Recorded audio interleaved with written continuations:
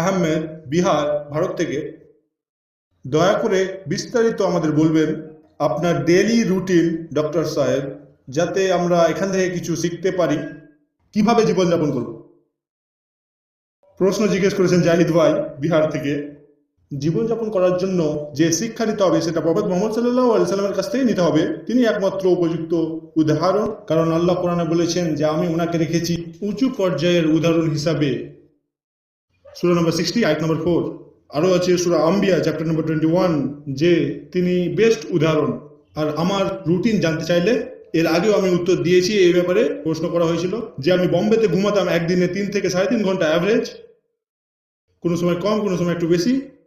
তো যখন আমি আসলাম এখানে মালয়েশিয়ায় হিজরত করে, এবং আমি ঘুমাই অ্যাভারেজ 3 থেকে 4 ঘন্টা। অন্যান্য ঘুম নিয়েও বিকালে অল্প ঘুমায়, যেটা একটা সুন্নাত, কিন্তু প্রতিদিন না। সবগুলো ঘুম যোগ করলে 3 থেকে 4 ঘন্টা ঘুমাই। কোনো সময় 2 ঘন্টা, কোনো সময় 2.5 ঘন্টা, কোনো সময় 4 ঘন্টা বা 5 ঘন্টা, বা কোনো সময় এর থেকে কম। সব থেকে জরুরি যেটা ফরজ কাজ প্রত্যেক মুসলিমের জন্য তার ডেলি রুটিনে, সেটা হচ্ছে তার সালাত। প্রথম প্রশ্ন যেটা আপনাকে জিজ্ঞাসা করা হবে কিয়ামতের দিন, সেটা হবে সালাতের ব্যাপারে। তো প্রত্যেক মুসলিম যেন প্রথম কাজের ব্যাপারে চিন্তা করা উচিত, সেটা হচ্ছে সালাত। এবং এটা ধ্যান রাখবেন যেন আপনি 5 ওয়াক্তে সালাত পড়েন কংগ্রিগেশনাল মসজিদের ভিতরে। যদি আপনার কোনো সমস্যা থাকে এবং মসজিদে না যেতে পারেন, তাহলে ঘরে পড়তে পারেন, ইনশাআল্লাহ আল্লাহ সব দিবেন। যেমন কি আপনি ভ্রমণ করছেন এবং মসজিদে সালাত পড়তে পারলেন না, কিন্তু আপনি যদি মসজিদে ডেইলি সালাত পড়ে থাকেন কিন্তু সেই সময় পড়তে পারলেন না, ইনশাআল্লাহ আপনি সব পেয়ে যাবেন। সব স্কলাররাই বলে থাকেন যে মসজিদে সালাত পড়া ফরজ। কিছু স্কলার যেমন যেমন ইমাম আবদাহাবি বলেছেন, আপনি যদি না পড়েন মসজিদে জামাতের সাথে কোনো কারণ ছাড়াই, তাহলে এটা হবে 65তম বড় গুনাহ ইসলামে।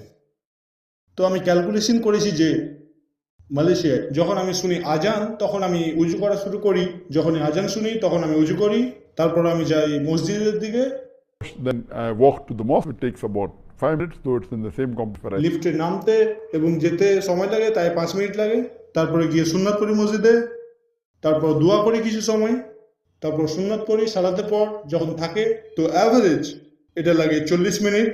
যখন শুরু করি অজু তখন থেকে নিয়ে যখন আমি আজান শুনি, তারপর উজু করে সেখানে পর্যন্ত যাই, কোনো সময় 35 মিনিট লাগে বা কোনো সময় 45 মিনিট লাগে, তাই আমি অ্যাভারেজ বললাম 40 মিনিট লাগে। সবগুলো সালাতের সময় যোগ করতে এটা হবে 200 মিনিট। এরপরে যোগ করলে হবে সালাতুদ দোহা, তারপর যোগ করলে সালাতুদ দোহাকে, যেটা আমি পড়ি সূর্য ওঠার পরে কিছুক্ষণ পরে, যখন সূর্যটা কিছুটা উপরে উঠে তখন আমি পড়ি 4 রাকাত সালাতুদ দোহা। যেহেতু নবীজি বলেছেন 2 রাকাত করে যতটা আপনি পড়তে পারেন, কিন্তু তিনি বেশিরভাগ সময়ে 4 রাকাত পড়েছেন, তাই আমিও পড়ি 4 রাকাত। তখন পড়ি mid point of sunrise and the sun highest point, এবং তাহাজ্জুদ পড়ি, যেটা হচ্ছে কিয়ামুল লাইল। তো সবগুলো একসাথে যোগ করলে এটা হয়ে যাবে 200 মিনিট। এর সাথে যোগ করলে সবগুলো যোগ করলে মিনিট ঘন্টায় করলে এটা 4 থেকে 4.5 ঘন্টা হবে। 2 ঘন্টা 40 থেকে 300 মিনিট।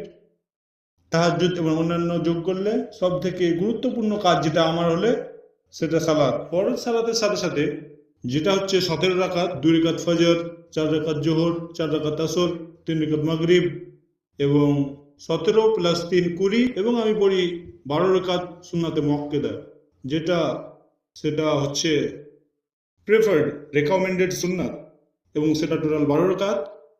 2 রাকাত ফজর সালাতের আগে, 2 + 2 4 জোহর সালাতের আগে, তারপর 2 রাকাত মাগরিব সালাতের পর, এবং 2 রাকাত এশা সালাতের পর। 12 রাকাত টোটাল। এবং আমি পড়ি যে 10 রাকাত সুন্নতে গैर মুআক্কাদা, যেটা হচ্ছে 2 রাকাত জোহর সালাতের পর, 2 + 2 4 রাকাত আসর সালাতের আগে, 2 রাকাত মাগরিব সালাতের আগে, এবং 2 রাকাত এশা সালাতের আগে। সবগুলো নিয়ে 10 রাকাত। সবগুলো যোগ করলে ফরজ, বেতর এবং সুন্নাতগুলো সেটা হচ্ছে 50 রাকাত। সরি, এটা হচ্ছে 42 রাকাত। তারপর তাহাজ্জুদ, কিয়ামুল লাইল, এটা হচ্ছে 8 রাকাত, 3 রাকাত আগে যোগ করেছি। এগুলো নিয়ে হচ্ছে 50 রাকাত, এবং 4 রাকাত হচ্ছে সালাতুদ দোহা। টোটাল হচ্ছে 54 রাকাত। তো আমার রুটিন হচ্ছে মালয়েশিয়ায় মিনিমাম আমি পড়ি 54 রাকাত ফরজ সুন্নাতে মুআক্কাদা নিয়ে, এবং সুন্নাতে গैर মুআক্কাদা 54 আরও আছে যেমন সালাত ইস্তেখার, আরও আছে সালাত উজুর পরের, আরও আছে মসজিদের সালাত। তো অ্যাভারেজ আই হ্যাভ রিড 56 রাকাত অ্যাটলিস্ট ওয়ান্স এ ডে। তো অ্যাটলিস্ট 56 রাকাত আমি পড়ি, বা কোনো সময় অল্প বেশি। তো যখন আমি ছিলাম বম্বেতে আমি পড়তাম ফরজ, বেতর এবং সুন্নাতে মক্কেদা প্রতিদিন, কিন্তু কোনো সময় পড়তাম সুন্নাতে গ্যার মক্কেদা। কিন্তু এখন বা কখনো যখন আমার ছুটে দেয় সুন্নাতে গ্যার মক্কেদা বা সুন্নাতে মক্কেদা, তখন আমি পড়ি, যে অন্য সময় আমি সেটা পড়ে নিই। আর এটা হচ্ছে সব থেকে জরুরি কাজ আমার ডেলি রুটিনে, এটাতে আমি অনেক সময় ব্যয় করি। আর এটাই হচ্ছে সব থেকে গুরুত্বপূর্ণ। আমার বেশিরভাগ সময় যেটা ইবাদতে যায় সেটা বেশিরভাগ হচ্ছে সালাতে। তারপর আমি ঘুমাতে যাই, তারপর নিশ্চয় পড়ি কোরআন যতটা আমি পারি, এবং লেকচারের জন্য পড়ি, আমার বক্তব্যের জন্য পড়ি, ইত্যাদি ব্যাপারে। এবং পড়ি যেগুলো সালাতে দরকার হয়, এবং দোয়াগুলো, এবং আমি পড়ি সকালের জিকির আজকার। এবং যখন আমি ছিলাম বম্বেতে এগুলো বাদ দিয়ে যতটা সময় বাঁচত অ্যাভারেজে আগের সময়ে 17 ঘন্টা একদিনে আমি কাজ করতাম। 17 ঘন্টা একদিনে, এটা হচ্ছে 15 ঘন্টা। কিন্তু যেহেতু আমি একদিন ছুটি নিতাম, সালাতের সময়গুলো বাদ দিয়ে যে সময়টা বাঁচত সেটা হচ্ছে অ্যাপ্রক্সিমেটলি 15 ঘন্টা একদিনে নর্মাল কাজ, এবং সালাতের সময় বাদ দিয়ে 10 ঘন্টা বাদ দিয়ে 7 থেকে 8 ঘন্টা এরকম সময় বাদ দিয়ে মোটামুটি 15 ঘন্টা অফিসে কাজ করতাম। বম্বে থাকাকালীন সে সময়গুলোতে আমি আমার পিতামাতার সাথে যখন ছিলাম, কারণ তারা বয়স্ক, আমি ওনাদের খেয়াল রাখতাম বেশিরভাগ সময়, যেহেতু আমি দেশের বাইরে থাকতাম। কিন্তু আমি যখন দেশে থাকতাম, তো শেষ বছরগুলোতে যখন আমি ছিলাম বম্বেতে 2016, 2015 বা 2014 বা 2013, আমি এটা করতাম যে আমি প্রতিদিন দুপুরের খাবার অলমোস্ট প্রতিদিন আমি আমার বাবা মার সাথে খেতাম। তো জোহর সালাত পড়ার পরে আমি যেতাম আমার বাবা মায়ের কাছে এবং তাদের সাথে সময় বিতাতাম। আল্লাহ যেন আমার বাবাকে জান্নাতুল ফিরদাউস দান করেন, এবং মাশাআল্লাহ আমার মা এখন 88 বছরের, এবং আমি আল্লাহর কাছে দোয়া করি তিনি যেন সুস্থ থাকেন, আল্লাহ যেন উঠিয়ে নেন ওনাকে বেস্ট সময়ে, যেটা ওনার জন্য ভালো। এবং আমি থাকতাম ওনাদের কাছে 1 থেকে 1.5 ঘন্টা দুপুরের খাবার সময়, ওনাদের সাথে কথা বলতাম, কারণ এটা আমাদের ডিউটি, কারণ এটা আমাদের মুসলিমদের ডিউটি, সব মুসলিমেরই। তো সেই সময় আমার অফিসের টাইম 1 ঘন্টা কম ছিল, 17 ঘন্টার মধ্যে 16 ঘন্টা ছিল। কিন্তু এখানে যখন হিজরত করলাম মালয়েশিয়ায়, এখানে বেড়ে গেল আধা ঘন্টা আমার সময়, যা আপনাদের বলেছি এতে আমার ঘুমানোর সময়, এবং বেড়ে গিয়েছে 45 মিনিট থেকে 1 ঘন্টা। আমার তাহাজ্জুদ হয়েছে আগের সময় থেকে বেড়েছে। আগে আমি পড়তাম 9-10%, কিন্তু এখন আলহামদুলিল্লাহ 100%। আর কোনো দিন যদি এমন হয়ে থাকে যে আমি রাত্রে উঠতে পারিনি, তাহাজ্জুদ পড়ার সময় পাইনি, তখন আমি ফজরের নামাজ পড়িনি, তারপর পড়ি সূর্য ওঠার পরে। আর এটাই নবীজি করেছেন। এবং সালাতের সময় বেড়েছে 45 মিনিট থেকে 1 ঘন্টা, এবং এবং আমার ঘুম অল্প বেড়েছে। তো এখানে আমার 1 থেকে 1.5 ঘন্টা সালাতের জন্য বেশি যায়, এবং অন্যান্য কাজের জন্য। তবুও এখানে অ্যাভারেজ, কিন্তু ওখানে যতটা আমি সময় দিতাম, যখন আমি অ্যাপ্রক্সিমেটলি সেটা 14 ঘন্টার মতো, কিন্তু এখানে 13 ঘন্টা হয়ে যায়। তার মধ্যে আমার খাওয়ার সময় বাদ দিয়ে 20 মিনিট লেগে যায় খাওয়ার সময়।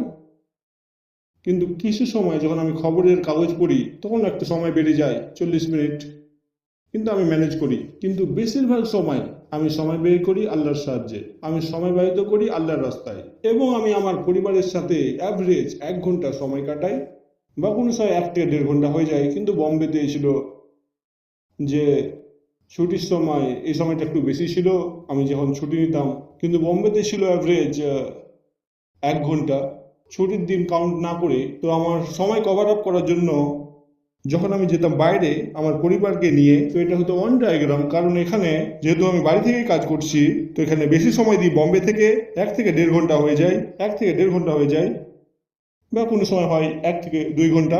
কিন্তু এটা অন ডায়াগ্রাম, যে বেশিরভাগ দাওয়ার ব্যাপারে কথা বলি এবং আমার সন্তানদের সাথে ফোনে কথা বলি। তো আমি এটা লক্ষ্য করি যাতে আমি আমার ফরজ কাজগুলো করতে পারি। তো এইভাবে সময় চলে, ইবাদত করি, ঘুমাই, তারপর খাওয়া দাওয়া করি, আর দাওয়ার কাজ করি। এটা একটা ওয়ান ডায়াগ্রাম। তো লোকজন বলেছিল আমি যখন দাওয়া শুরু করেছিলাম, আপনি যদি বিয়ে করেন তাহলে আপনার দাওয়ার সময় কমে যাবে। তো আমি কি করেছি, আমি বিয়ে করেছি একজন দাইয়াকে। তিনিও দাওয়ার ফিল্ডে কাজ করেন। তো বিয়ের পরে তো আমার দাওয়ার সময় বেড়ে গেল, যেমন আগে ছিল 9 থেকে 10 ঘন্টা, কিন্তু বিয়ের পর আমার অ্যাভারেজ টাইম হয়ে গেল দাওয়ার টাইম 12 ঘন্টা, এবং আমি সময় দিতাম আমার ওয়াইফকে দাওয়ার ফিল্ডে মহিলাদের মধ্যে। All in one DMAT with multiple benefits.